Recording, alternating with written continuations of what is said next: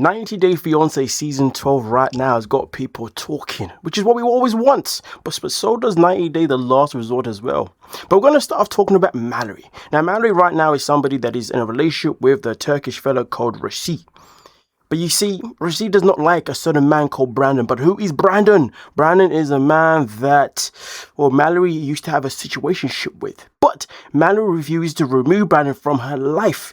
Now, in the last episode, her defense was, well, her best friend, a woman, okay, she's married to Brandon's best friend.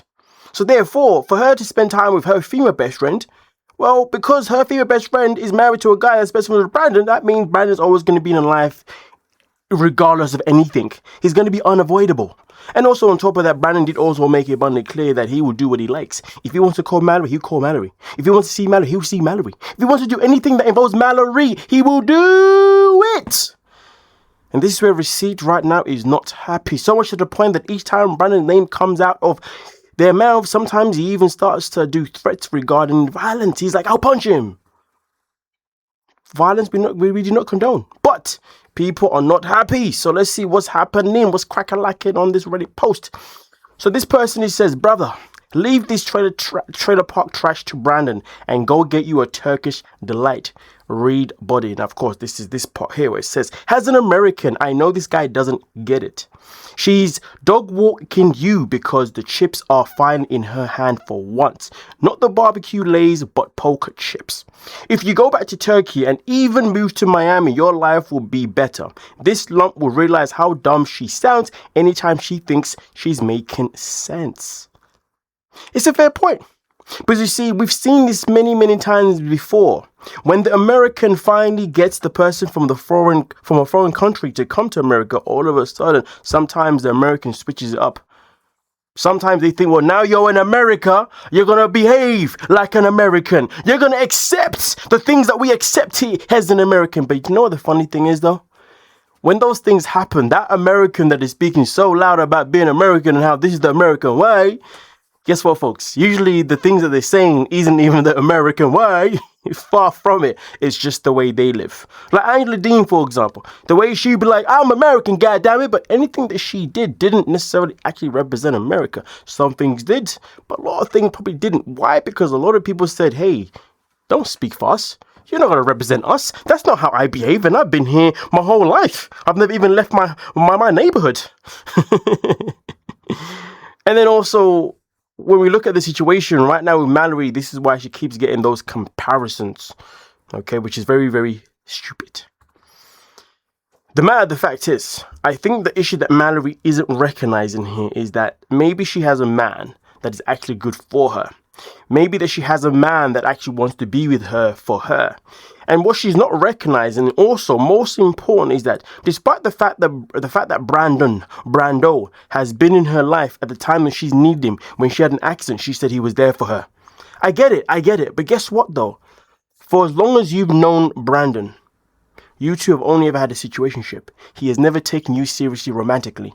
He's never seen you in a romantic way. He's only ever seen you as somebody he can have a little bit of fun with. So the point being is, why would you want to put yourself in a position where you want to defend a guy that never actually wanted to be with you, but you knew that you wanted to be with him? Why defend that guy when you finally got a guy that actually wants to be with you? Wow. Let's make it make sense. Let's make it make sense. And this is why the ending of this description was even better. Realize how dumb she sounds anytime she thinks she's making sense when she never makes sense, because you can't make sense out of naivety. Is naivety a word? I'm sure it is, right? Let me know in the comment section if naivety is a word. I know naive is, but yeah. Anyway, with that being said, let me know your thoughts. Now we're going to move on to the next one. Now this one here, this woman right now has definitely got people feeling a certain type of way. And to be fair, unfortunately, she's even giving some black folks in America secondhand embarrassment. Ashia. Let's dive into this calamity of a madness. As you can see, this post says here, the look you get when you're wondering if your fiance's parents really like you.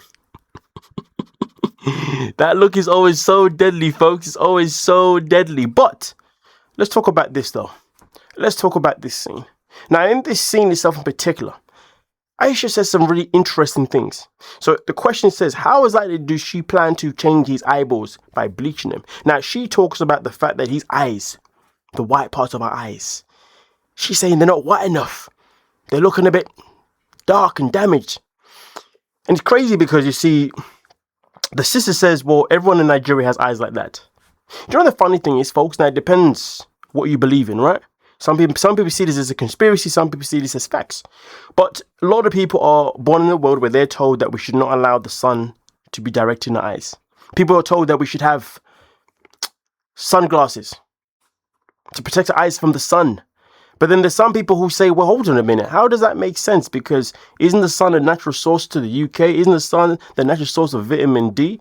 Isn't the sun is something that actually keeps our skin in very good ways? Like, why would the sun be there if it's going to hurt our eyes? So here's the thing that's quite interesting, though.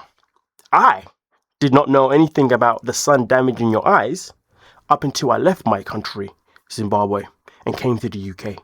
When I came to the UK, all of a sudden, you start being told you should wear sunglasses. You should protect your eyes. All of a sudden, start learning about sunscreen and all this kind of stuff. Now, I ain't saying sunscreen isn't a bad thing because it probably has a lot of pros to it. Don't get it twisted. I'm just giving you context to the situation, folks. My point being is that it's quite interesting that when I was in Zimbabwe, we just walked around with no sunscreen. We just walked around with no sunglasses. And we're fine. And so much to the point, even the Europeans or the Americans that live in any African countries, a lot of them also walk around pretty much with no sunglasses. I'm not too sure about the sunscreen though. I'm not going to say that. I don't know about that one. And they're fine. So the point is, what Aisha needs to recognize is something very simple here. Just because his eyes aren't white enough, it doesn't mean his eyes are not healthy. It just means that he's been exposed to some good, healthy vitamin D from the sun. And if anything, they probably strengthen his eyesight. If anything, his eyesight is obviously clearly fine, just like every other person that lives in any African country or any other person that lives in any hot country that has not been exposed to this idea that the sun is actually bad for you. But I do understand, depending on your complexion, you may have to take certain precautions. Okay? But as a dark person, I have more leeway. So point being is Aisha needs to recognize that Maxwell has a lot of leeway and she needs to take all of this stupidity that she's talking about, leave it in America, come to Nigeria and just have a good time, woman. But as you can see here, and like Maxwell said, are you okay? Very good question, because we have been trying to figure out if she's okay for a long time. She really sat there acting like she was the most knowledgeable person in the room, but eyeball color isn't changed by the sun. If she starts telling him to pour bleach in his eyes and he actually listens to her, then I'm officially done with the show. I ain't gonna lie to you, are we done with the show too? Honestly, I don't know how you can even change the color of your eye. Like, I know you can put contacts to change the main part, but like the white part, what the hell is that about? But hey, Aisha is somebody that seems to have some weird tricks up her sleeves, left, right, and center, so you never know when it comes to that woman. But we're now going to move on to our favorite couple. The couple that people just can't stop talking about because everything about them is a calamity. So yesterday we spoke about Catie. To be honest, we're probably going to be talking about Catie every day because there's always something about Catie every day because she's disliked that much. She truly has overtaken me though. But we spoke about Catie and how much she's disliked. But now here there's another post talking about Josh. Josh is making a complete fool out of himself. Somebody tell me, where is the lie? Where is the lie? I'm waiting. Where is it? But also continue by saying, I do not understand his agenda. There is no chemistry going on. He absolutely dislikes everything about her. Kate's running power is a much better match for her. Fair point. And we're going to get into that running power in a second. He complains about everything but does not address the elephant in the room, the alcohol. It makes no sense. Exactly. The alcohol is the main problem.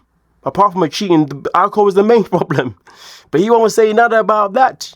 Wants to complain about everything else. It's like he's afraid to complain about things that may actually get her to leave him.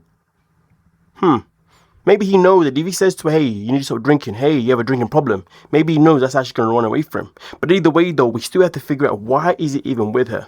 Well, I saw something the other day where somebody said where they believe that he may actually be with her simply because he just wanted to come to America so he can be an influencer.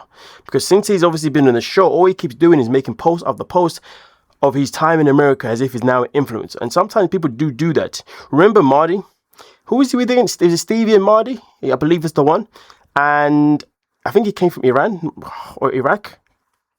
One of those two. Obviously, once the show was over, he went straight to being an influencer with his fitness content. You know, obviously on the TikToks and the IGs. Which, to be fair, I do like that.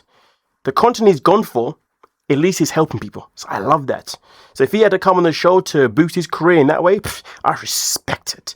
But this guy, and also he was with Steve, who wasn't that bad. Like, you know what I mean? But this guy, he wants to be an influencer, but he has to sacrifice by being with Catie. The world that we live in is just changing, folks. The world that we live in is just getting more and more crazy, folks. The lengths that people will go through just to get a little bit of clout. I promise you now, if I was to ever go on a show just to help me get more followers, more subscribers, more anything on platforms, I promise you now, I would not be sacrificing myself to be with somebody that is a cuckoo. Crazy. If anything, I've always said that if I was ever going on a reality TV show, I would always make sure that I'm the toxic one so I can have fun with the character. I'd be so bored if I had to be the good guy. Yeah, okay, and she's the bad. Nah, man, I want fun. You know what I mean? Like, so if you ever see me in a show, folks, just remember, it's all an act. I will be honored to make history to be the most toxic mother ever, just for my own entertainment. Yeah. And to be fair, what sells more, being a good guy or being a complete toxic a-hole? What gets people talking more? You know what I'm saying? But then again, if you want good deals, you want long-term deals. Oh, no. Now I think about it, on a business standpoint, maybe better to be the good guy, because that means I'm more prone to getting sponsors and deals and stuff, because they're like, people like this guy. But if they hate me, then they'll be like, oh, no, we can't work with him. Oh, damn. Damn it, I'm going to have to be the good guy. Oh, Jesus.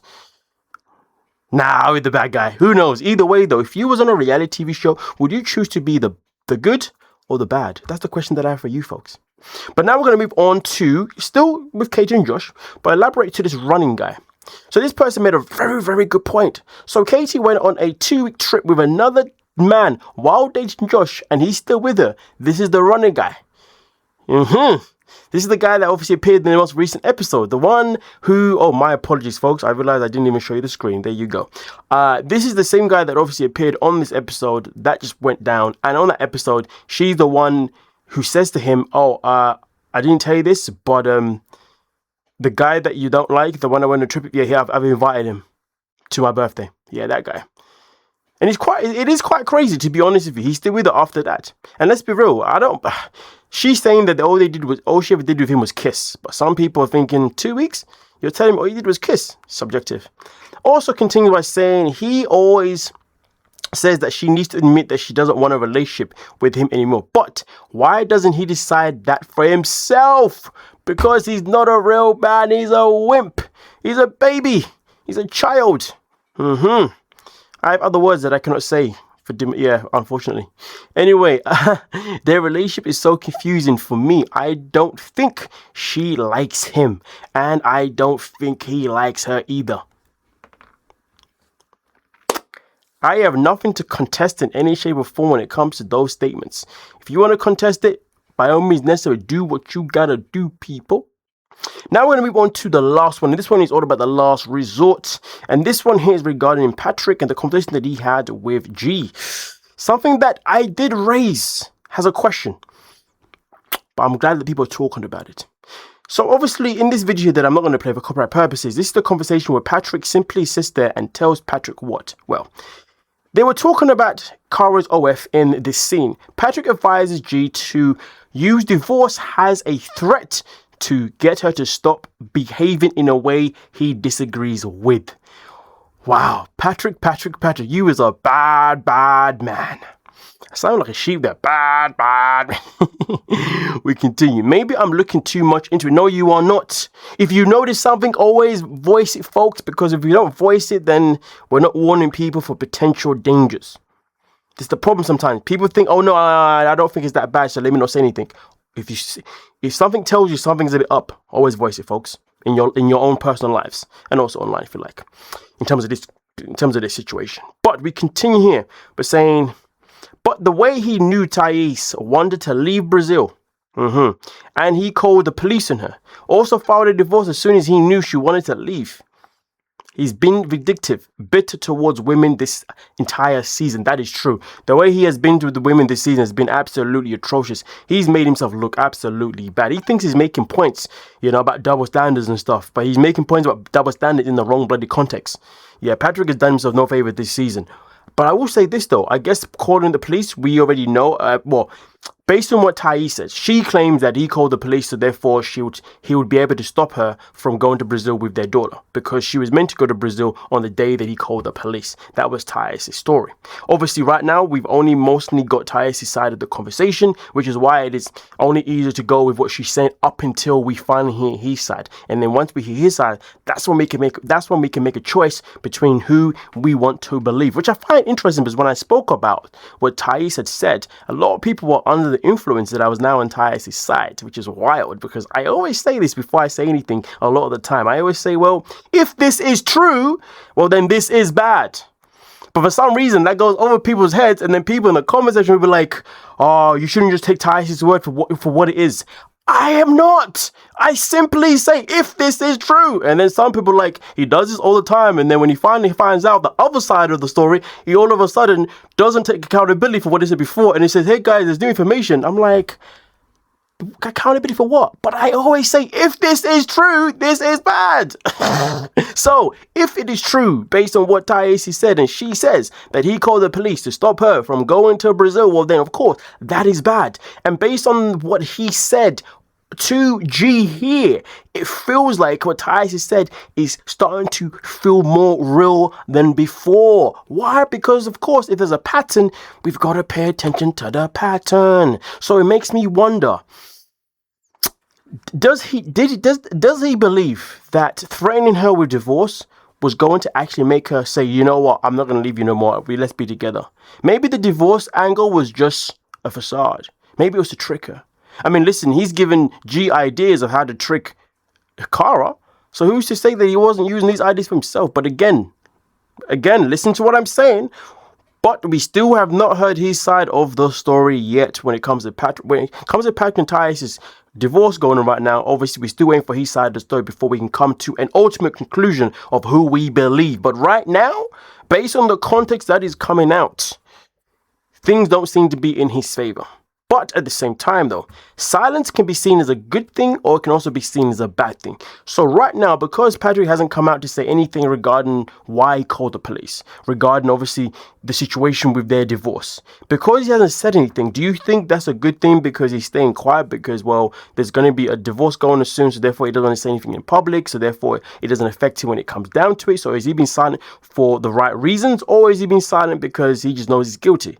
If you ask me personally, I'm going to say, based on how usually divorces work and everything, he's probably being silent strategically, in a good way, basically, because he understands saying anything right now may not work in his favor in the future. And also on top of that, we are still waiting, or at least I am anyway, still waiting for the video that he recorded of Thais slapping him.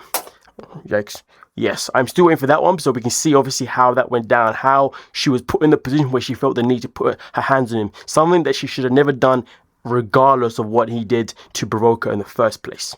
We do not condone that. But either way, though, right now, it seems as if he has a lot of cards in his, not in his favor, but he has a lot of cards that he has to, we are waiting for him to reveal. And then if they are revealed, that's when we can then have our own final decision on which side that we can then choose, rather than saying, oh, he chose that side. Don't believe what she said. I never said I believe what she said. I said, if this is true. But it's okay, man. Everybody's entitled to listen to one ear and not listen to the other ear. You know what I mean? It's the internet it's the internet after all. It's the internet. You know what I mean? People always listen to one thing, they hear one thing, and they're like, okay, that's what he's saying, but then they ignore the other thing. I love you folks. You do make me laugh, to be fair, when you try and call me out. I find it hilarious. But with that being said, though, thank you so much for your time, you lovely, lovely people. I hope you have a great, great weekend. And yeah, don't forget to like, subscribe, hype, and let me know what you're thinking. Thank you so much for your time.